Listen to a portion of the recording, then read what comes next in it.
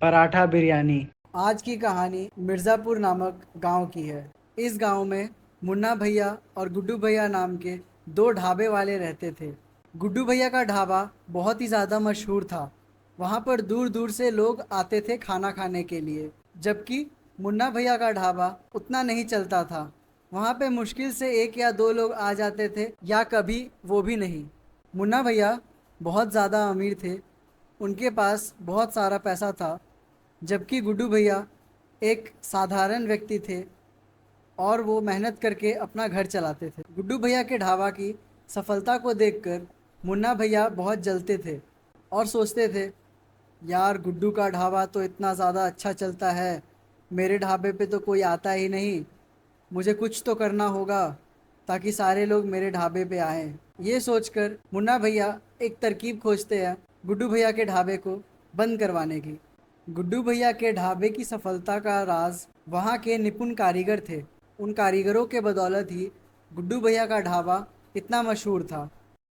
लोग आते जाते गुड्डू भैया से उन कारीगरों की तारीफ़ करते और कहते, क्या बात है भाई, इतना बढ़िया खाना तो मैं कभी खाया ही नहीं। हमेशा मैं तुम्हारे ही ढाबे पर आऊँगा यार। हाँ हाँ, हमेशा इसी के ढाबे पे आके खाएंगे, बहुत ही टेस्टी बनाते हैं, इनके हाथ में तो जादू है।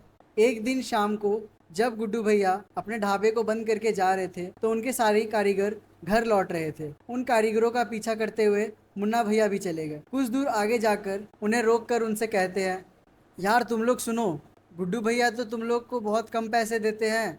क्या तुम लोग मेरे ढाबे में काम करोगे?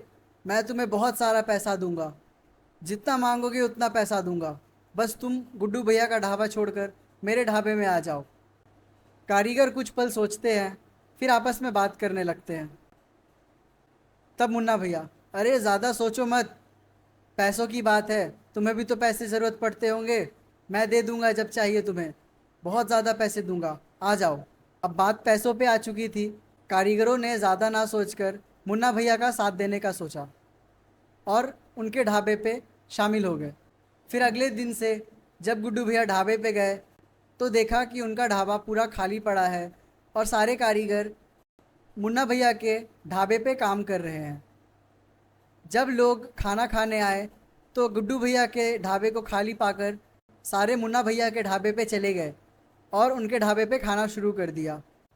ये देखकर गुड्डू भैया बोलते हैं, हाय मैं तो लुट गया, मेरे सारे कारीगर चले गए, अब मैं क्या करूँगा। गुड्डू भैया वापस अपने घर पर आ जाते हैं। ये घर पर उनके मामा जी आए हुए रहते हैं। मामा जी पूछते हैं, क्या हुआ गुड्डू, तुम इतने परेशान क्यों हो? उस पर गुड्डू भैया बोलते हैं, क्या बताओ मामा, मुन्ना भैया बोलकर एक आदमी है, मेरे सामने उसका भी ढाबा है। मुन्ना भैया ने मेरे सारे कारीगरों को रख लिया अपने पास, ये बोलकर कि मैं ज़्यादा पैसे दूंगा। मेरे सारे कारीगर तो अब चले गए, अब मैं तो बर्बाद हो गया, मुझे नहीं पता मैं क्या करूंगा अब। इस पर उसके मामा बोलते हैं, गुड्डू बेटा, तुम मेहनती आदमी हो, मुझे पूरा यकीन है तुम कुछ न कुछ रास्ता निकाल लोगे। तुम्हें बस हौसले से काम रखना है और हार नहीं मानना है, मुझे पता है तुम कुछ न कुछ तरीका निकाल लोगे। मामा की बात सुनकर गुड्डू को थोड़ा हौसला मिलता है और वो बाहर बाजार की ओर चला जाता है। बाजार जाकर गुड्डू बहुत सारे ठेले वालों के पास से गुजरता है। तभी उसे दिखता है एक ठेले पे पराठा बिक रहा है तो दूसरे ठेले पे बिरयानी बिक रही है और दोनों में ही बहुत ज़्यादा भीड़ लगी हुई है। तभी उसे एक आइडिया आता है। वो सोचता है, क्या होगा अगर मैं पराठे को और बिरयानी को एक साथ जोड़ दूं और उससे जो पकवान बनेगा उसे मैं बेचूं, तब तो मेरे ढाबे पे लोग ज़रूर आएंगे उसे खाने के लिए। ये सोचकर वह चला जाता है। फिर अगले दिन वो अपने ढाबे पे जाता है और हमेशा की तरह उसके ढाबे पे कोई नहीं आता है और मुन्ना भैया का ढाबा पूरे लोगों से भरा रहता है। गुड्डू भैया एक माइक लेकर ज़ोर से ऐलान करते हुए बोलते हैं, आइए आइए, आप सबने ऐसा पहले कभी नहीं देखा होगा, आइए और ये पराठे को खा के देखिए, ये एक खास पराठा है, आइए आइए देखिए। उसकी बातों को सुनकर उसके ढाबे के पास बहुत सारे लोग इकट्ठा हो जाते हैं और उसकी बातों को सुनने लगते हैं। आइए आइए, ये खास पराठा खाकर जाइए, ये पराठे में छुपा है एक खास सरप्राइज। खाइए, आइए आइए। ये देखिए इस पराठे की खासियत। इस पराठे के अंदर बिरयानी है। ये है मेरा स्पेशल पराठा बिरयानी। पराठे बिरयानी को देखकर लोग हैरान हो जाते हैं। कुछ लोग बोलते हैं, अरे वाह, पराठा बिरयानी, पराठा भी और बिरयानी भी, क्या बात क्या बात, चलो देखते हैं।